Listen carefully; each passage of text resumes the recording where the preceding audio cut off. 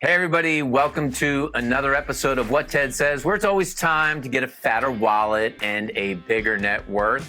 And how are we going to do that? Well, there's lots of ways that you can save money and make money, but often people don't think about, do I have the right credit card? Am I maximizing my rewards? And how do I make the right decision of what I put in my wallet today?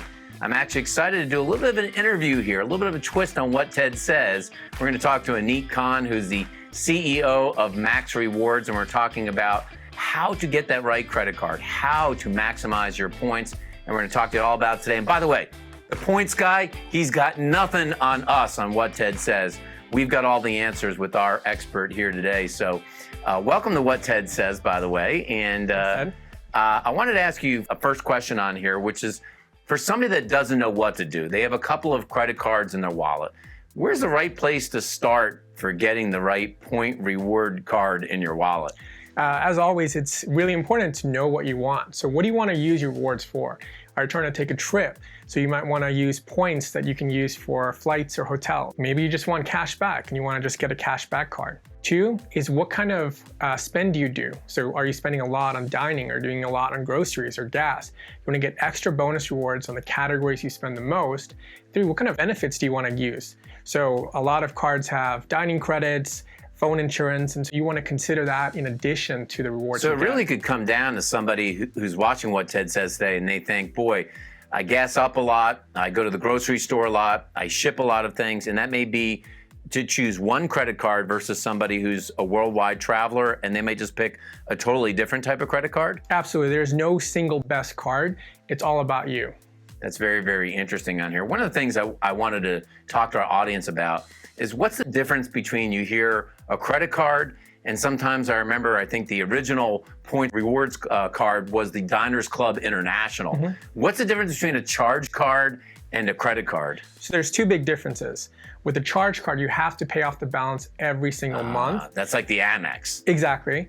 And then the other difference is that there isn't a credit limit. That doesn't mean you can spend as much as you want, but there isn't a hard credit limit. And so the amount that you spend on a charge card isn't factored into your credit utilization when it comes to a credit report. For people that have kids that are home, is there a certain age that a kid should start to actually get some sort of card to build up their own credit? Should they wait till they get to college?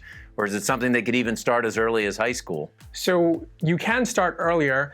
I think it is great to have a debit card. There's a couple different products out there where you can give your kids a card where they kind of build kind of financial responsibility, but they'll only start building credit when they're 18. So only at 18 is where you actually start. So 18 years old, get those kids going if you want to start them with the card. And should they do one of those things where you actually put some money on deposit? I've seen this with cards like Discover, and then that works your credit up. Then eventually they allow you to take your security deposit back. Is that a good way to start? It's not a bad way, but for a lot of people, they can actually get just a regular credit card. They'll just start off with a low credit limit. So I got my first credit card, I believe when I was 18, a Discover 8 card, and I had a $500 credit limit. A lot of people can kind of do the same. So you just have to see if you qualify. If you don't qualify, you can do it that way with getting a prepaid credit card. Now, Anik, I know that our viewers at What Ted Says, they will ask this question. We've gotten it in the comment boxes before. Fee or no fee? That is the question when you actually take a credit card. It really depends on your spend. So typically cards with fees give you more rewards and better benefits, but you have to see if it's actually worth it. As an example, you have the Blue Cash Everyday and a Blue Cash Preferred. The Everyday doesn't have an annual fee, but you get 3x on groceries.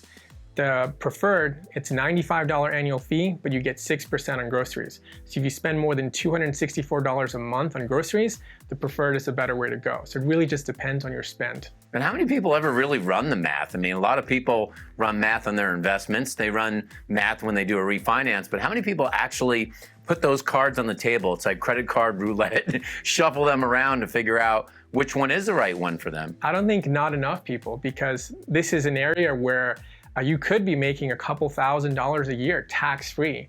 And so when you're making, you're getting a new card, you want to make sure you're putting in the thought that you would for making another type of decision, a big financial decision, because it can be pretty lucrative. So people were struggling so much that you came up with this genius idea of Max Rewards. What is it? And for people watching What Ted Says, how could it help them if they download the app to get that fatter wallet and to get a bigger net worth? Well, thanks for asking. So Max Rewards is the easiest way to manage your cards and maximize your rewards.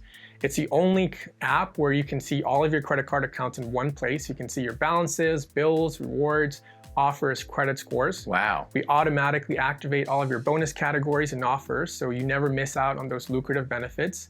And we show you the best card to use in every single purchase. So it makes maximizing credit card rewards incredibly easy for everyone. So this takes kind of the thinking out of it for Exactly. somebody, right? You know, what kind of credit card should I get? Am I maxing out my points? Because the app itself will tell you how to optimize everything that you have. Exactly. Very, very interesting. Now I'm wondering, a lot of people might be asking this question. I got an offer in the mail. It was for some sort of bonus program. It said if you sign up for the credit card, you can get 60,000 bonus points, but you have to spend at least $5,000 in the first 90 days. Are those kinds of cards worth it? And then do you hold on to those cards once you get the bonus points, or do you just get rid of them altogether? It really depends. I mean, if you have various variations. So sometimes for the same card, you're getting 30,000 points, and a couple months later, they're giving you 100,000 points. When they're giving you 100,000 points and you can make the minimum spend without really paying extra, that's actually That's a home no-brainer. run. Exactly. Depends on, again, your spend, if you should keep that card or not. I think a lot of people have the concern that, oh, if I open a card and then cancel it, it's going to hurt my credit. And the reality is that it will hurt it a little bit, but over the long run, it's not an impact, and it's not worth paying a couple $100s that you're not really using the benefits for. You know, Anik, a lot of people I hear them talk about this all the time, that I have 250,000 points, frequent flyer points, or I have 500,000, or even people that have 1 million points. But like having a debit card or sometimes gift cards, do the intrinsic value of those points actually go down every year? If a company raises the cost of a ticket from 25,000 points to 30,000 points, don't they go down every year? I mean, is it something you do want to save for a rainy day, or eventually are they worth less money year to year? Over time, they'll likely be worth less because most companies are kind of devaluing their currencies. It typically doesn't happen every single year. It happens every couple years. There are opportunities where you can transfer to another partner where you can get more. So your 100,000 points could be worth $1,000 if you just book it on the travel portal, $3,000 if you transfer to a partner and then book it through that.